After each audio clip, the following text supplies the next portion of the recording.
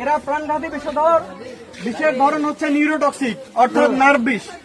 যদি কেউ কামড় খায় তাহলে তার 1.5-2 ঘন্টার মধ্যে মস্তিষ্ক অচল হওয়া শুরু করবে, ঠিক আছে, শরীর প্যারালাইজড হওয়া শুরু করবে, চোখের পাতা পড়ে যাবে, ঘুম ঘুম ভাব হবে, বমি বমি ভাব হবে এবং চিকিৎসা না পেলে 6 থেকে 8 ঘন্টা এরকম সময়ের মধ্যে মারা যাবে। এখন এর একটা বিশেষত্ব আছে, সেটা হচ্ছে এরা প্রায় 40 থেকে 60% টাইমে, অর্থাৎ বেশিরভাগ সময়ে এরা কামড় দিলেও বিষ ঢালে না, শুধুমাত্র ভয় দেখানোর জন্য কামড় দেয়, আত্মরক্ষার জন্য, ঠিক আছে।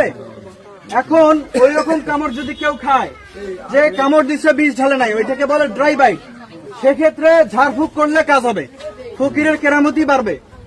কিন্তু যদি বিষ ঢালে সেক্ষেত্রে কোনো ঝাড়ফুঁকের কাজ হবে না, যেতে হবে কোথায়? শহীদ জিয়াউর রহমান হাসপাতালে।